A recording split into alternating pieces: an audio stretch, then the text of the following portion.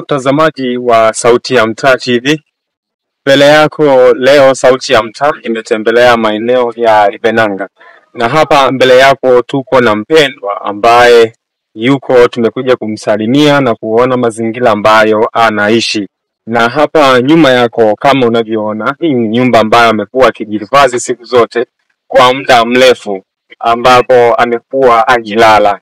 Tunapozungumza nyumba, tunamaanisha nyumba ni hii hapa, sio kule. Ni nyumba hii hapa amekuwa akilala. Leo kanisa la Waadventista wa Sabato Mwaya kupitia idara ya vijana na kanisa kwa ujumla wamekuja kumtembelea mpendwa na kwa ajili ya kuzungumza naye na kuona namna ya kuweza kumsaidia angalau hata kumhamisha katika mazingira ambayo amekuwa akiishi. Ni mazingira ambayo sio rafiki kibinadamu. Ukiwa unakula unashiba hauwezi kuelewa hii kitu, lakini hapa mpendwa amekuwa kila siku na maisha yake yamekuwa yakiendelea, na wakati mwingine amekuwa akipata muda wa kujumuika na kuja kanisani kuabudu pamoja. Hapa ndipo mazingira anayoishi. Bwana Yohana, habari ya jioni? Umeshindaje? Vipi mazingira ambayo umekuwa ukiishi hapa sasa?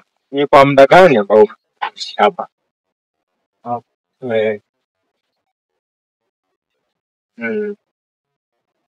Unaweza ukafika mwaka unaishi hapa? Mwaka unafika. Sawa. Na vipi labda katika mazingira haya unaoishi, changamoto gani ambayo umekuwa ni kubwa zaidi ambayo umekuwa ukikumbana nayo, kuachana na zile ambazo mtu anaweza akaziona ambazo zinaonekana kwa sasa? Changamoto gani nyingine ambayo umekuwa ukikumbana nayo? Changamoto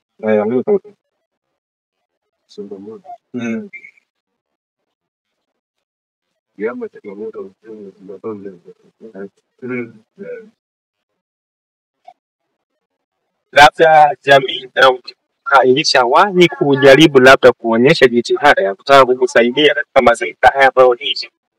Sawa. Na upande wa familia hayo kulia labda wazazi, ndugu, jamaa na marafiki, naweza hii juhudi ya kusaidia bado kusaidia. Okay, sawa. Na jamii, wazazi pamoja naonga ni ndio haya wakati mazingira haya. Naam, sawa. Zamani sisi tumekuja kujionea hapa na kuangalia mazingira mpendwa wetu ambao anaishi. Kiukweli mazingira ni magumu sana, yanakatisha tamaa. Mazingira ni magumu sana, yanatia huruma kwa kweli. Na kama kwa yoyote yule ambaye anaweza akatia juhudi zake, akatia msaada wake hapa, basi anakaribishwa kuweza kutoa huduma ya aina yeyote kwa ajili ya mazingira. Kwa kweli yanayoishi ni magumu sana.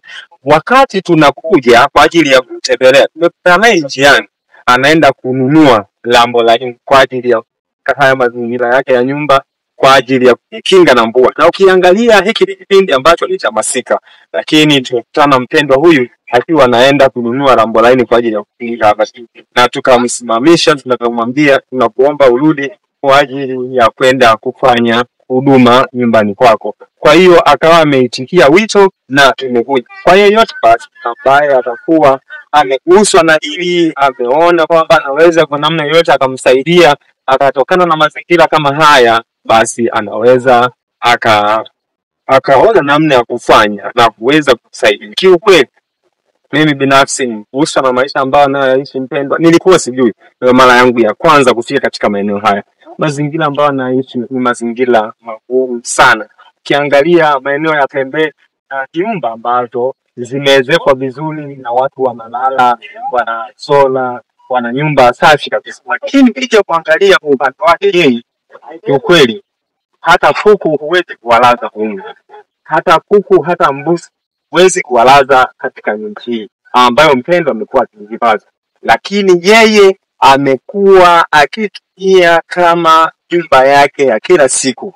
Amekuwa akilala hapa, akifika hapa, akifanya kila aina ya huduma hapa. Na ndiyo nyumba ambayo yeye inamstiri ndani ya mwaka mzima. Tunazungumza habari za mwaka, hatuzungumzi habari ya siku, wiki, labda mwezi. Ni habari ya mwaka ambayo mpendwa wetu amekuwa akijihifadhi hapa. Na leo tumekuja kumtembelea na kumjulia hali na ni mshiriki mwenzetu ambaye tumekuwa tukijumuika naye katika ibada. Tulikuwa mimi kwa upande wangu, labda wenzangu, lakini mimi kwa mara yangu ya kwanza kufika.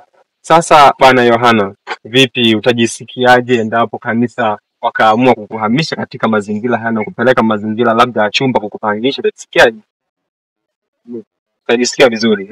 Okay, sawa. Na utalipokea kwa moyo mmoja? Okay, sawa. Na uko tayari kuhama kwa muda wote? Okay, sawa. Nadhani ipendwa, katika mnavyoona haya ni mazingira ambayo amekuwa akiishi, na muda si mrefu tunaona ugeni ushaanza kuingia. Muda si mrefu tunamuona mkuu wa huduma anafika hapa, kiongozi wa vijana naye amefika hapa, wameleta vitu mbalimbali kwa ajili ya kumweka katika mazingira yaliyo mazuri mpendwa wetu. Hata hivyo, sauti ya mtaa ilimpata mama yake na Yohana, na ndipo ikamuulizia kuhusu habari ya afya ya mtoto wake. Ndipo alipoeleza na kusema kwamba alijifungua mtoto akiwa salama, na alipokuwa akafikisha umri wa miaka 7 ndipo changamoto ya afya ikamkuta.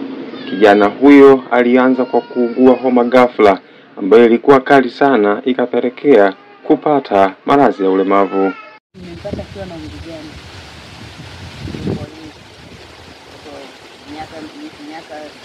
miaka saba. Kwa shule alikuwa ameshaanza na shule tayari bado. Alikuwa hajaanza shule. Yaani ni nini kilimpelekea mpaka akaanza, yani akapata huo ulemavu? Alianza kuugua malaria au nini, au ilitokea ghafla tu? Au amekuwa kali sana ya ghafla tu?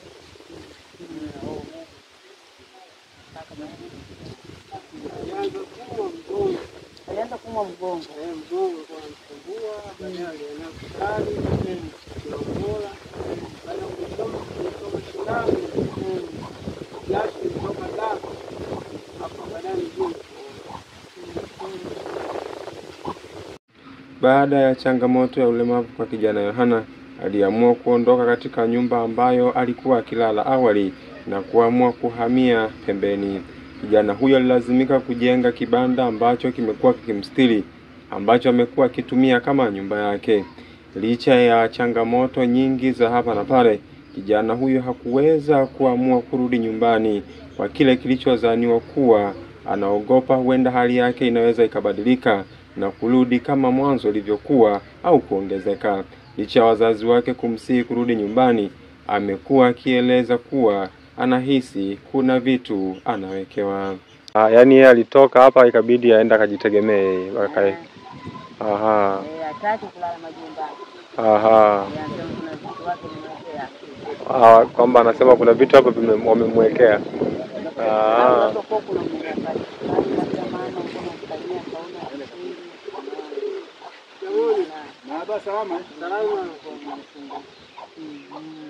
Ndio sababu ya kutoka nyumbani akaenda kujitegemea pale.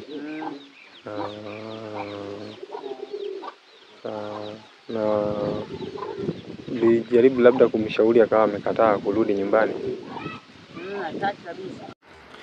Aidha, nilimuuliza mama wa kijana huyo kuhusu mpango mkakati wa serikali wa kunusuru kaya maskini ya Ntasafu kama ulishawahi kumfikia mwanae, na akajibu kuwa licha ya kufanya jitihada za aina yote kwa serikali, hamna kilichoendelea licha ya kuja kuchukua taarifa zake na wakawa kimya. Vipi Tasafu hawakumuona? Maana wale huwa wanaenda wanaangalia wale wenye uhitaji. Tasafu hawajawahi kufika hapa labda kuomba taarifa zake kumwandikisha? Wanamzungusha.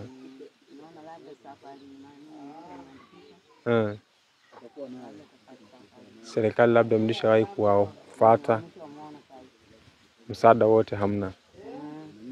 Viongozi labda ambao wapo ndani sasa ya kijiji hiki, vipi nao mlishaongea nao? Lakini msaada hamna.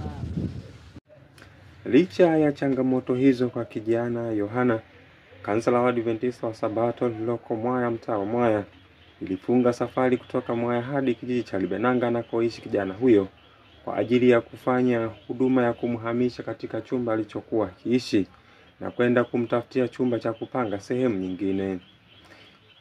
Kanisa limefanya hivyo kwa ajili ya kumnusuru katika mazingira ambayo amekuwa akiishi, kwani nyumba ambayo alikuwa akilala ni hatari, hasa kipindi hiki cha masika.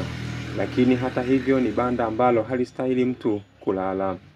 Msafara huo uliongozwa na mzee wa kanisa Edwin Pascal Ngazenga, mkurugenzi wa vijana Happiness Mruta, pamoja na mchungaji wa mtaa huo Ananias Paul. Kanisa hilo limeamua kufanya hivyo ikiwa ni sehemu ya matendo ya huruma, huku jitihada zingine zikitazamwa kufanywa kipindi cha kiangazi. Sambamba na hayo, Sauti ya Mtaa inawashukuru viongozi wa kanisa la Adventista wa Sabato Mwaya pamoja na washiriki wote kwa ujumla kwa ajili ya kuwezesha tukio la mpendwa wetu kumhamisha katika kibanda alichokuwa akiishi na kwenda kumpangishia chumba kingine. Hivyo Sauti ya Mtaa inawashukuru wale wote ambao wamefanikisha zoezi hilo na kuendelea kuwasihi ya kwamba napotokea jambo kama hilo washirikiane kwa pamoja kutatua changamoto zilizopo kwenye jamii. Hivyo Sauti ya Mtaa inawatakia kila laheri kwa ajili ya matukio mengine yaliyoko mbeleni. Na kufikia hapo Sauti ya Mtaa haina la ziada. Kwa taarifa zingine za habari usikose kujiunga nasi katika chaneli yetu iliyoko YouTube. Andika Sauti ya Mtaa TV, usikose kusubscribe kwa habari zaidi. Hapo hatuna la ziada. Jihusishe, Yesu anakuja.